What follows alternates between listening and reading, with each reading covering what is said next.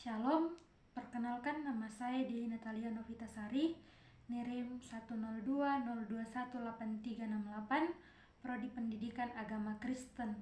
Nah, di video kali ini saya akan menjelaskan beberapa poin mengenai arti, manfaat, karakteristik, profil Pancasila dan implementasi kurikulum dalam kurikulum prototipe atau kurikulum merdeka. Nah, adapun penjelasan materi ini sekaitan dengan tugas akhir saya dari mata kuliah kurikulum pendidikan agama Kristen. Jadi seperti yang kita ketahui bersama bahwa kurikulum di Indonesia itu sendiri terus mengalami perubahan.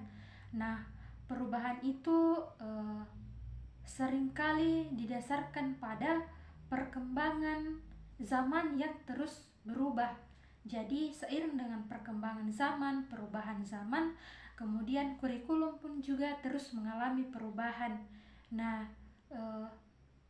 kurikulum mengalami perubahan dimaksudkan bahwa kurikulum itu terus disesuaikan atau dikontekskan dengan kebutuhan dari setiap peserta didik yang ada pada saat dunia saat itu. Jadi itulah sebabnya kurikulum itu terus mengalami perubahan, tidak menetap pada satu posisi itu saja, tetapi kemudian kurikulum juga terus mengalami perubahan. Nah, penyederhanaan kurikulum 2013 menjadi kurikulum darurat. Nah, dampak positif penerapan kurikulum darurat menjadi dasar dibukanya pilihan kurikulum prototipe yang bersifat sukarela untuk sekolah. Nah, di mana kurikulum prototipe itu sendiri merupakan kurikulum merdeka yang saat ini sedang kita jalankan. Nah, kurikulum prototipe adalah kurikulum pilihan atau opsi yang dapat diadaptasikan dalam satuan pendidikan mulai tahun 2022 hingga 2023. Nah, kehadiran kurikulum prototipe pada dasarnya adalah untuk melanjutkan arah pengembangan kurikulum sebelumnya. Kurikulum prototipe ini boleh dikatakan sebagai kurikulum paradigma baru yang akan diberlakukan secara terbatas dan bertahap melalui program sekolah pergerakan yang beberapa tahun ini sedang dijalankan, termasuk dalam proses pembelajaran yang sekarang ini kita alami. Nah, sebelum kita melangkah lebih jauh, terlebih dahulu kita pahami mengenai kurikulum prototipe itu sendiri. Nah, sederhananya bahwa kurikulum prototipe adalah contoh yang dapat diartikan sebagai model pertama atau kasus uji coba. Prototipe tersedia untuk menguji apakah konsep yang diajukan tidak dapat diterapkan atau untuk menguji selera pasar. Maksudnya di sini kurikulum prototipe ini adalah kurikulum yang masih dalam tahap uji coba, kelanjutan dari kurikulum 13 yang kemudian pada saat COVID kemarin, beberapa waktu yang telah berlalu, maka kurikulum 13 ini kemudian disederhanakan menjadi kurikulum darurat. Kemudian masuklah tahap selanjutnya yang saat ini kita alami, yaitu kurikulum prototipe ini, di mana kurikulum prototipe ini adalah kurikulum tahap uji coba apakah kurikulum ini nantinya sudah layak untuk digunakan ataukah masih memerlukan perbaikan-perbaikan atau perubahan-perubahan. Nah, teman-teman, adapun karakteristik dari kurikulum prototipe itu sendiri, yang pertama, pembelajarannya dirancang berbasis project untuk pengembangan soft skill dan karakter di sini yang dimaksudkan seperti iman, ketakwaan, akhlak mulia, bagaimana gotong royong, kebinekaan global, kemandirian, nalar, kritis, dan kreativitas peserta didik. Kemudian yang poin kedua yaitu fokus pada materi esensial sehingga ada waktu cukup untuk pembelajaran yang mendalam bagi kompetensi dasar seperti literasi dan numerasi. Kemudian poin yang ketiga itu fleksibilitas bagi guru untuk melakukan pembelajaran yang sesuai dengan kemampuan murid dan melakukan penyesuaian dengan konteks dan muatan lokal.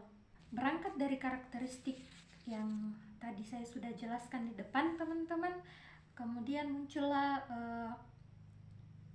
ada dua kewenangan dalam kurikulum ini, yaitu kewenangan pemerintahan pusat, yaitu yang pertama membuat struktur kurikulum, merumuskan profil pelajar Pancasila, merancang capaian pembelajaran, dan memformulakan prinsip pembelajaran dan asesmen.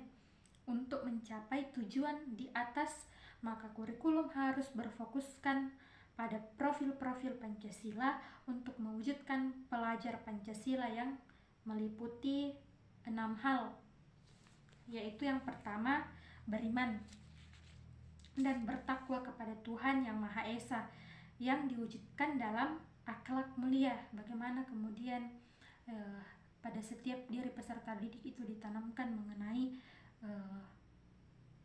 kehidupan beriman spiritual, bagaimana mereka membangun relasi yang baik dengan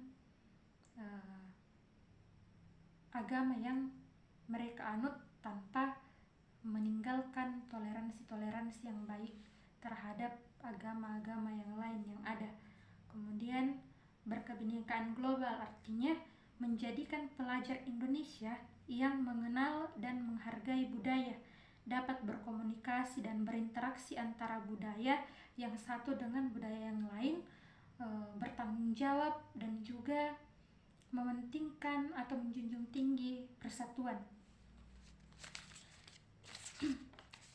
Selanjutnya yaitu mandiri. Mandiri dalam artian bahwa setiap peserta didik nantinya diharapkan bahwa apapun yang mereka pilih, apapun yang mereka sudah jalankan, harus mereka memikirkan sesuatu hal apa yang akan terjadi ketika mereka mengambil jalur tersebut secara dewasa. Kemudian bergotong royong untuk mewujudkannya dengan melakukan kolaborasi, memiliki kepedulian yang tinggi dan berbagi dengan sesama. Bergotong royong, menjunjung tinggi rasa toleransi terhadap orang lain. Ketika ada bencana misalnya, mereka tidak hanya istilahnya membantu ketika orang itu berlatar belakang sama dengan mereka, tetapi mereka membangun relasi yang baik dengan semua orang, membantu semua orang.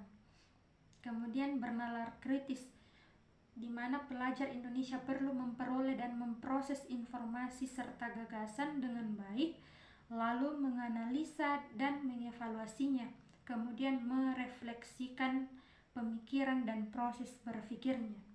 Kemudian poin yang keenam yaitu kreatif, adalah pelajar yang bisa menghasilkan gagasan, karya-karya dan tindakan-tindakan yang baik, memiliki keluasan berpikir dalam mencari alternatif solusi permasalahan. Nah, adapun implementasi kurikulum prototipe itu sendiri, yang pertama, guru harus memperhatikan capaian atau tingkat kemampuan, kebutuhan peserta didik sebagai acuan untuk merancang pembelajaran, yang intinya pembelajaran harus berpusat pada peserta didik. Nah, dalam kurikulum prototipe ini, dalam pengimplementasiannya ada dua contoh yang saya akan paparkan di sini.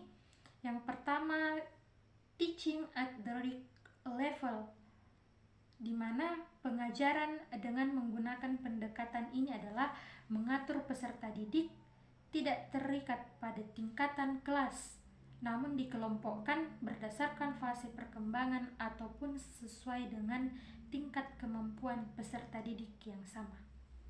Nah, Kemudian poin yang kedua yaitu pembelajaran project atau PBL, atau biasa juga disebut dengan Project Based Learning, yang merupakan pemberian tugas kepada siswa yang harus diselesaikan dalam periode dan waktu tertentu, mulai dari perencanaan, pengumpulan data, pengorganisasian, pengolahan, dan penyerahan produk. Nah, demikian yang dapat saya jelaskan dari beberapa poin sekaitan dengan materi kurikulum prototype ini. Kurang lebihnya mohon dimaafkan, semoga bermanfaat bagi kita semua. Shalom.